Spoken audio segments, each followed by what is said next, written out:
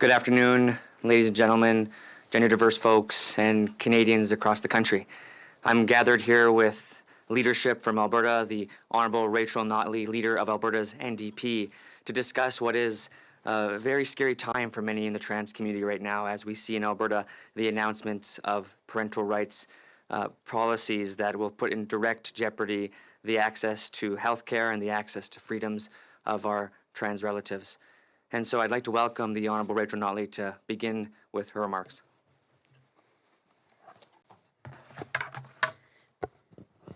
Thank you so much, Blake, and thank you for welcoming us here. I'm speaking to you today from Ottawa, and would like to acknowledge the Algonquin Nation, whose traditional and unceded territory we are gathered on today.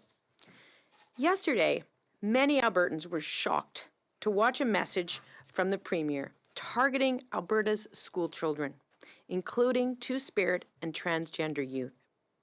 And let me begin by saying that to all kids, and to those who woke up this morning feeling like they were being targeted by their government, that you are loved, you are welcomed, you are respected, and that there are many, many Albertans who stand shoulder to shoulder with you today.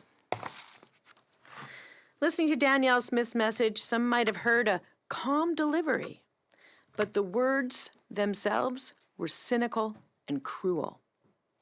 Now, while we anticipated that the UCP would bring forward policies and guidelines similar to those in New Brunswick or Saskatchewan, Danielle Smith's UCP went well beyond those initiatives, expanding her attack to include the whole 2S LGBTQ+ community, as well as any child at all, quite frankly, who benefits from a sex education.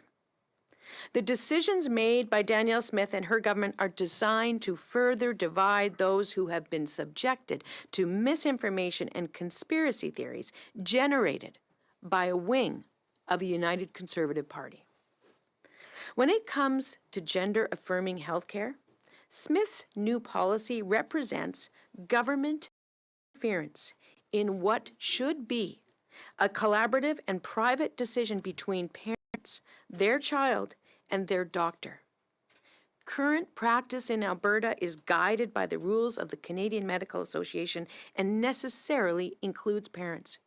Rumors to the contrary, promoted by the UCP, are pure fiction into people's lives this way. Ironically, Danielle Smith has actually taken away their freedom of choice. At its core, Danielle Smith is playing dangerous politics with the lives of young people. But before I go any further, I'd like you to meet and I'd like to introduce to you Anna Murphy. Well, thank you so much, leadership. My name is Anna Murphy, and I am a proud Albertan. I'm a community builder and a leader, and I'm transgender. This policy from the Premier, because we know that it will have devastating impact on the 2S LGBTQ across Alberta, and in fact have ripple effects throughout Canada. Personally, like many others, I will forever bear the scars of ignorance and intolerance. Right now, they happen to be covered by a shirt sleeve. High school was when I began to affirm who I knew to be my most. However, at a very young age, I knew that something was wrong. Growing up in told me, no one forced me, no one groomed me to be transgender. By 5 years old, I was desperate to just be like any other girl.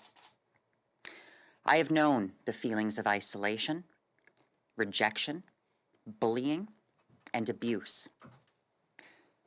I got lucky because not everyone has a guardian angel like my grandmother was to me. Not everyone is so fortunate to have someone in their life who will do anything and give everything to make sure that you're safe and loved. And I know that this kind of draconian policy will cause irreparable harm to many transgender and gender diverse folks within Alberta.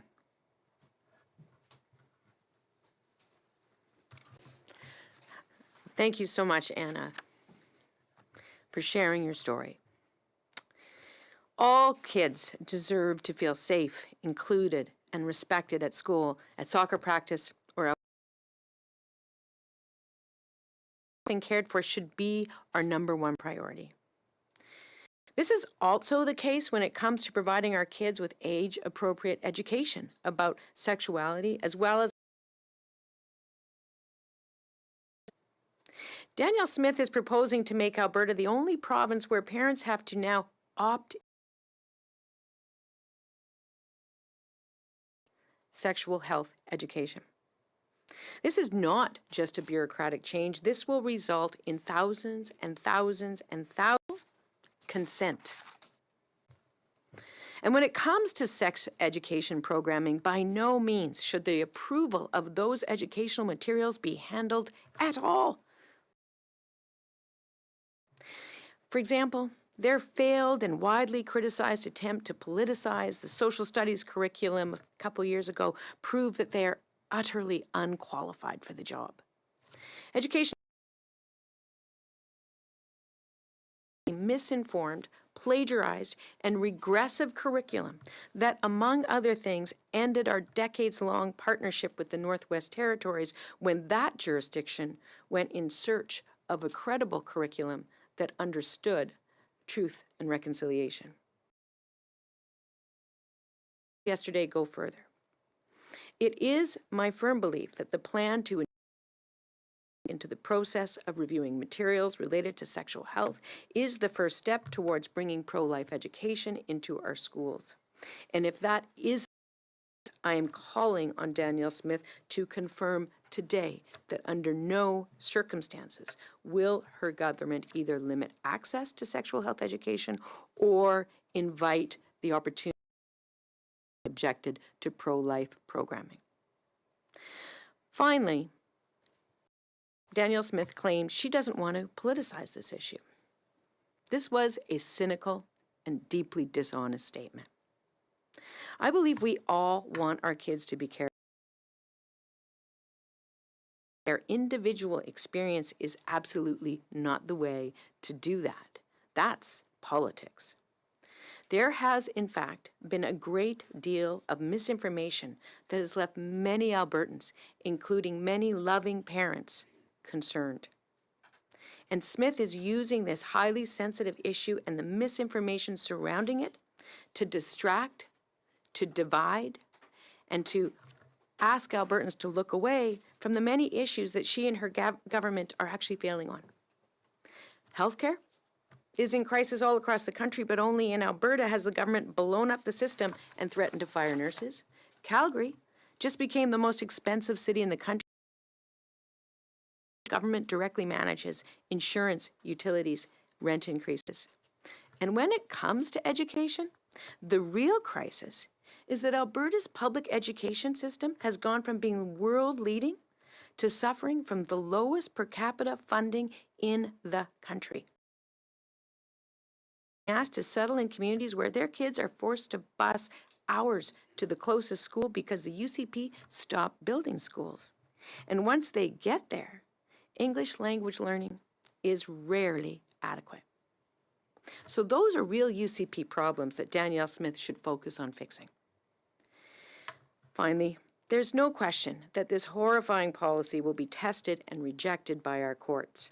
As such, the Premier will likely consider using the notwithstanding clause, which is yet another conservative attack on our Charter of Rights and Freedoms. You know, if the courts are telling you that your policy is attacking the Charter of Rights and Freedoms and the rights of individual citizens, that should be a clear indication that you're not doing the right thing. We in the NDP believe that the Charter of Rights and Freedoms is an essential foundational document for all Canadians, and that human rights must be protected no matter whose human rights and what human rights we are focused on preserving. So thank you, and I'm happy to take any questions folks here might have. I'm wondering if you see any role for the federal government here, especially when it comes to the changes around gender-affirming care. I think it's limited.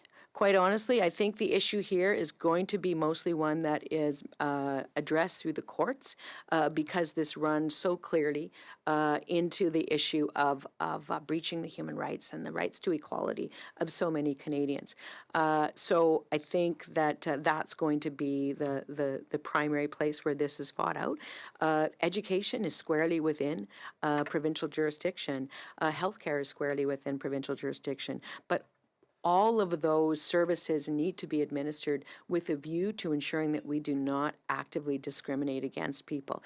And the policy announced today clearly actively discriminates against transgendered youth, transgendered people, the whole LGBTQ community, and ultimately, when it comes to sex education, it may even be wider than that. Will the Alberta NDP consider legal action to either block or delay this policy? We will certainly be consulting with a range of groups who represent folks like this. I'm not actually sure if we have standing, but I have no doubt that there will be groups coming together to look at that very, very quickly.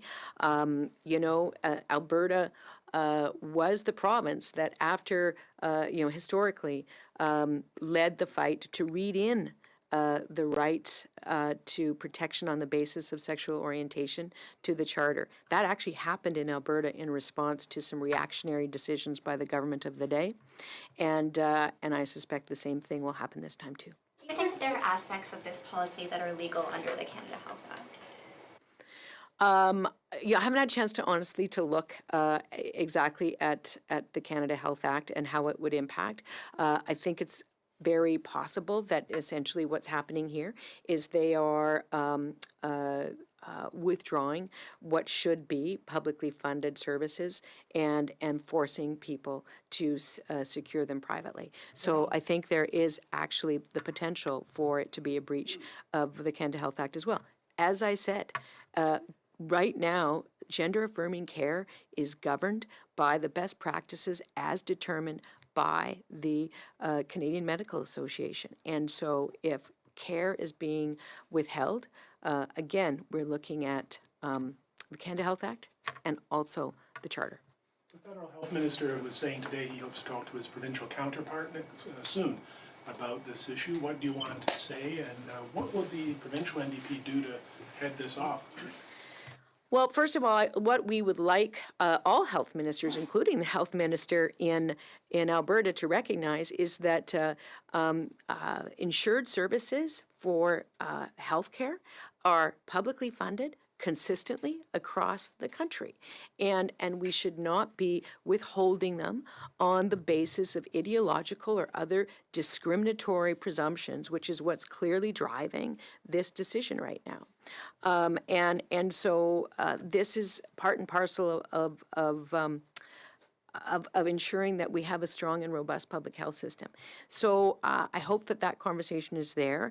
I'm not here to suggest that the federal government has to role to come in and yell at health ministers. Health ministers provincially have the obligation under the Constitution to administer their programs in alignment with our Charter.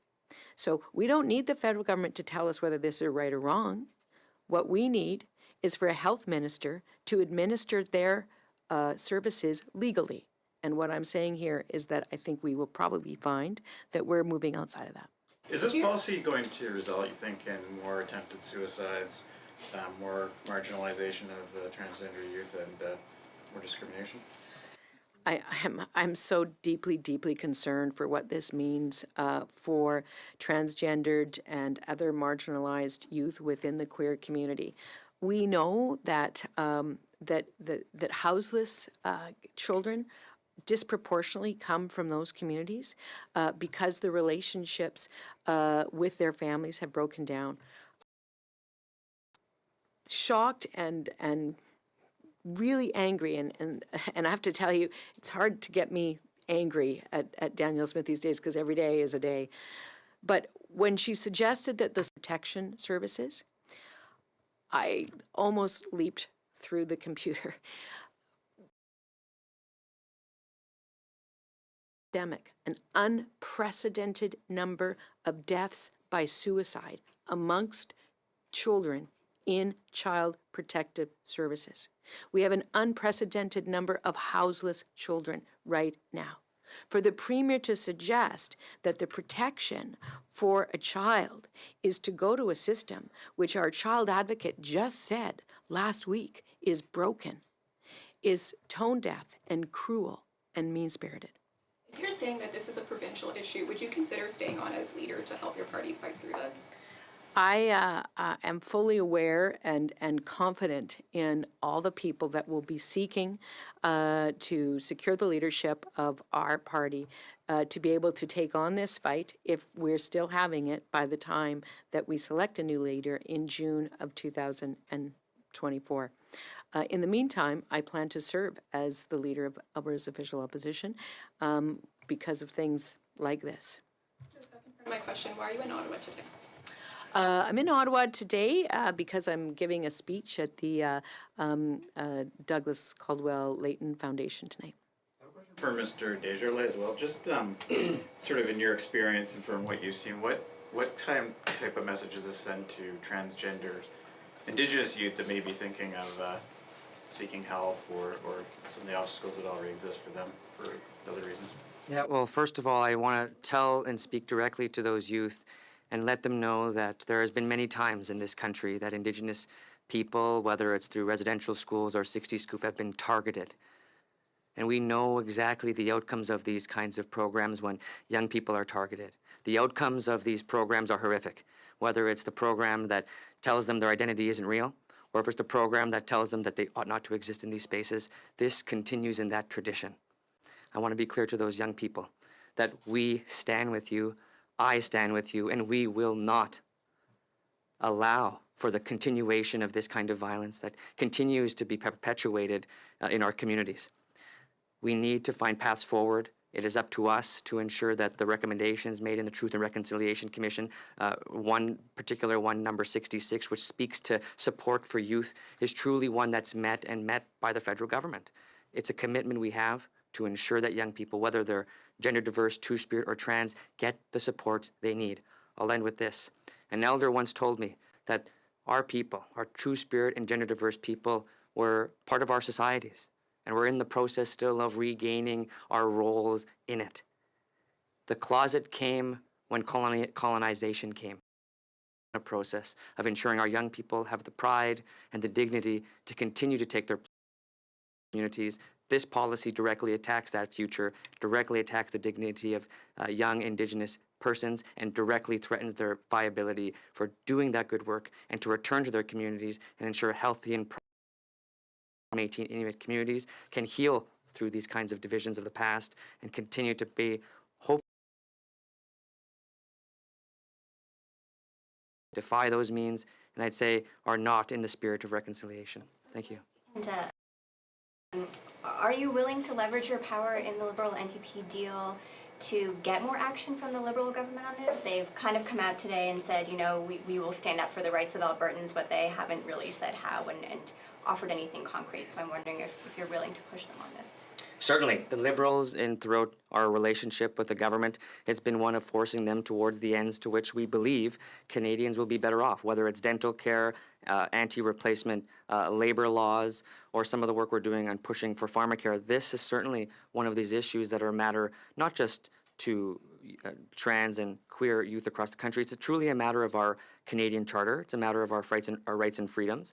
And it's going to be up to the federal government to ensure that they stand in defense of the rights and freedoms of all Canadians. And I do believe that the comments made by the Honourable Leader of the NDP in Alberta makes clear that the courts do have a role in this. And I believe that the federal government, in recognition of its role in upholding the Charter, should look and investigate ways that it can support trans and gender diverse folks in their fight to have their rights protected.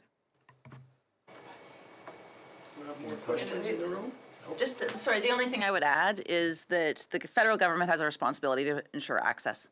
You know, we are seeing today that the federal government has failed in Fredericton to protect women's rights or the rights of people to have access to reproductive health care. Access is important. It's part of the Canada Health Act. It needs to be available across the country. And when the federal government doesn't ensure that happens, they're abdicating their responsibilities. So we will continue to push on that. What do you want them to do? Ms. Notley said that, admitted, healthcare is provincial and there's not much that the feds can do. Canada Health Act actually ensures that access is available across the country. So the federal government has an obligation to ensure that every Canadian citizen has access to the same quality health care. So there is an obligation for the federal government at this point to step in and ensure that access is available. I'm happy to hear that the federal government will be reaching out to their counterparts in the provinces. I think there should be some pressure put on them at that point. Thank you. We'll now take question from Zoom. Matthew, one question, one follow-up. Oh, hello, it's Matthew Black from the Edmonton Journal.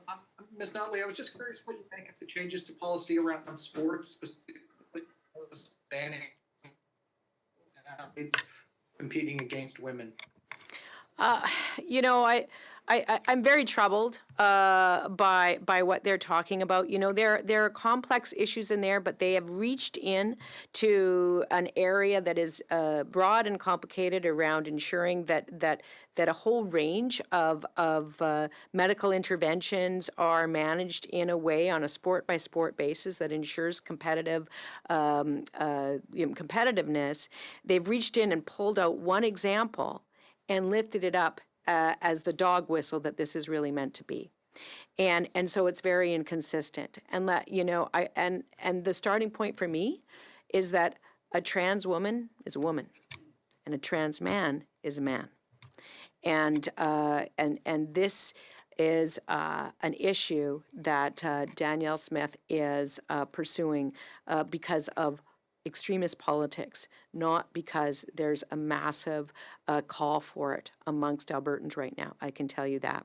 The other thing I would like to also point out and emphasize here is that Danielle Smith has not reasonably consulted with the people who are most impacted by this. She didn't consult with teachers, who are the ones who are in the schools dealing with the students. She had a meeting last week with some folks from the community, but literally never raised this issue. So bringing them together and talking about the weather and then turning around and suggesting that that amounts to consultation is just another part of the incredibly disingenuous politics that Danielle Smith practices. Follow-up? Yeah, apologies for the echo. The sports element wasn't part of laws we've seen elsewhere in the country similar to this. You touched on it a bit there, but where do you think that push to include the sports stuff comes from? I really believe that this push is the approach to the sports issue is, as I said, it's not even broad-based and thoughtful. It is very targeted and irrational in its targeting. It doesn't even make sense. So what it is it's about pandering to the most extremist element of what remains of the Conservative Party in Alberta. That's what that's about. Next question, Lisa Johnson. One question, one follow-up.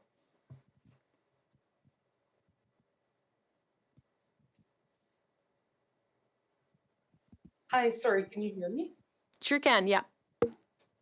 Thanks, Rachel. I just want to get like a really clear understanding of what your position is on this.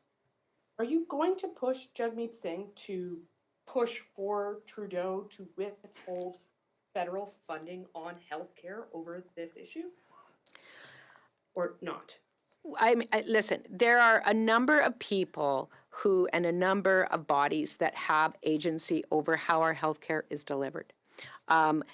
For sure, the Canada Health Act is one mechanism that can be used. Whether the financial consequences of the penalties under the Canada Health Act are enough to completely solve the problem is something that is up in the air, and I literally do need to do more work on finding that out. What I will say is that I believe that I am not yet interested in taking my personal focus off of a health minister who herself is committed to and bound to follow the principles of the Canada Health Act and provide those services equitably, both equitably across the country as well as equitably amongst citizens. And that's what's not happening. And then the third point is that I also think ultimately it is the courts through the application of the Canadian Charter of Rights and Freedoms who will have the final say on this issue. Follow up, Lisa? Yeah, thanks for that. We don't know exactly what the timeline is going to be for this. We don't know how this policy is going to be rolled out. I'm wondering, like, if that makes a significant difference for you. And you've mentioned here that you're essentially waiting for the courts to decide whether this is legal. Does the way that this is rolled out, whether or not it's regulations or a change to the Education Act, the change to the health legislation in Alberta, change how the NDP is going to address this issue? Yeah, because let me just sort of correct a little bit. I believe that the courts have a role to play, and they may be the final arbiter, but in no way, shape, or form did I mean that to sound like we were going to sit back and wait for that to be the way the matter was dealt with. We are here today. We are going to be talking to Albertans. We are going to be doing everything we can to put pressure on this government to stop bullying vulnerable kids in our province. So we are going to do everything we can as an opposition party to push that issue. We are also going to do everything we can to combat the cynical misinformation that has been promoted by the UCP and their associates about what is happening in our schools right now. And we will work with transgendered kids, LGBTQ community, their families, advocates, and allies across the province to make it very clear to Danielle Smith that she may be doing this in order to keep her leadership when her leadership is reviewed later this year, but we are not prepared to let her sacrifice the well-being of vulnerable children in that pursuit. The press conference. Thank you very much. Thank you.